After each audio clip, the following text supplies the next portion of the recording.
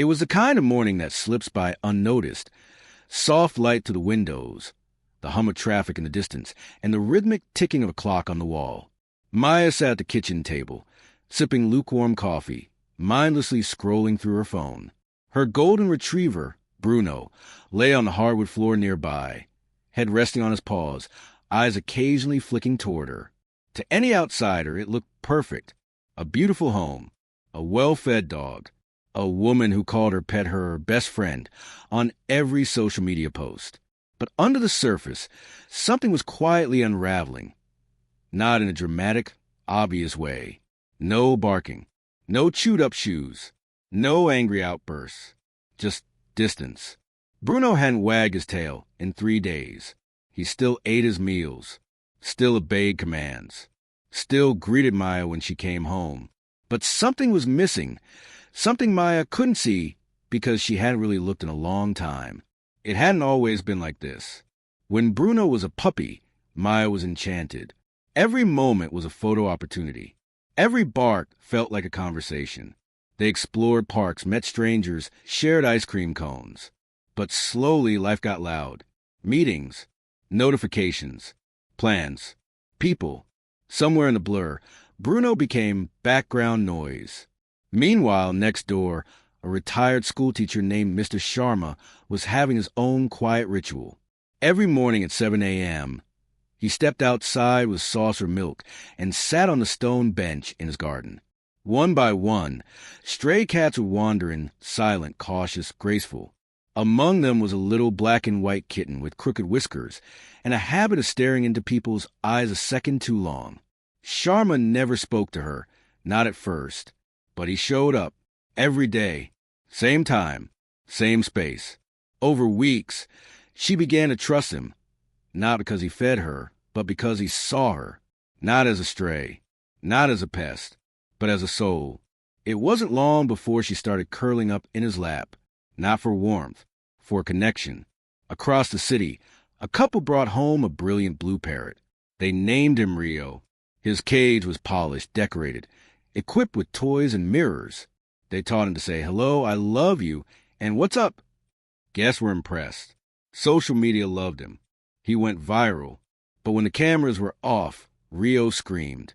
The couple Googled, consulted forums, and even asked a vet. But they misunderstood the truth. Rio didn't need more toys. He didn't need a new cage. He needed flight. He needed wind in his feathers, the sun on his back, the world beyond 4 bars. They had given him everything, except the one thing he was born for. Meanwhile, in a small apartment across town, a college student named Anya adopted a senior cat named Whiskey. He had a crooked tail, cloudy eyes, and a habit of sleeping 16 hours a day. He didn't play with toys. He didn't like loud noises. He wasn't Instagram-worthy, but he loved soft music, warm laps, gentle routines. And when Anya sat down to study, he curled beside her, purring softly, steady as breath. Whiskey didn't want adventure. He didn't need attention. He wanted consistency, to not be left behind, to matter quietly, deeply, daily. Every pet is different, every story unique, but their needs are startlingly similar and shockingly misunderstood. Because pets don't speak our language, we often miss what they're trying to say. We mistake silence for contentment. We confuse obedience with happiness. We equate gifts with love. But here's the truth. Pets want presence, not just provision. They want time, not just toys. They want to explore, to sniff, to roam, to rest. They want communication, even if it's silent. They want respect for their space, their instincts, their personalities.